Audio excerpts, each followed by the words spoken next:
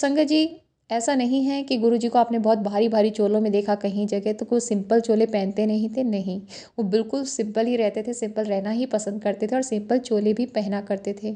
आज की डेट में हम देख रहे हैं सत्संग के टाइम पर इतनी ज़्यादा डेकोरेशन कर दी जाती है, कटआउट्स लगा दिए जाते हैं, तरह-तरह के शो पीसेस रख दिए जाते हैं, लाइटिंग्स लगा दी जाती हैं, फ्लावर्स की तो इतनी भरमार कर देते हैं कि मतलब एंट्रेंस से लेकर सब जगह फ्लावर्स ही फ्लावर्स, पूरे में रंगोलियाँ ही बनी हुई हैं।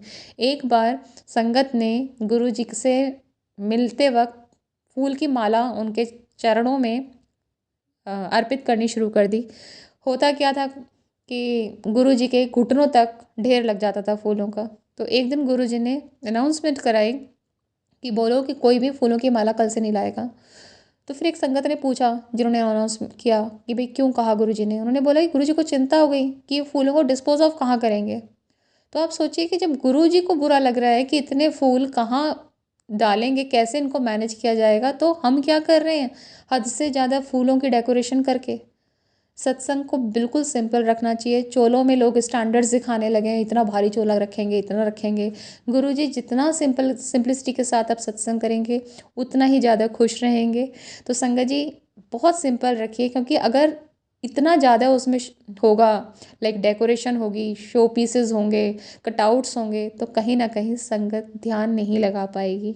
दूसरी चीज़, लंगर प्रसाद को लेकर आज की डेट में चाय प्रसाद के साथ कहीं कहीं जगह पर बहुत सारे स्नैक्स दे दिए जाते हैं। दूसरा, जो लंगर प्रसाद होता है उसमें तरह तरह की सब्जियां रख दी जाती हैं, मिठाइयाँ उसके बाद भी रखी जाती हैं। तो बिल्कुल जैसे बड़े मंदिर में होता है वैसे ही चाय प्रसाद होना चाहिए। और लंगर प्रसाद बहुत सिंपल, एक दाल, एक सब्जी, एक चटनी और हलवा प्रसाद, बिल्कुल सिंपल होना चाहिए। अगर कोई सेलिब्रेशन है उस ओकेज़न पे ठीक है, जैसे बड़े मंदिर में होता है, पनीर की सब्जी हो गई, या किसी का जन्मदिन है तो आपने कड़ा प्रसाद पहले जैसे गुरुजी दे दिया करते थे, साथ में कोई मिठाई आ गई। बट जितना सिंप्लिसिटी के साथ आप करेंगे उतना सही रहता है। प्लस सत्संग का मतलब है शब्द गुरबानी।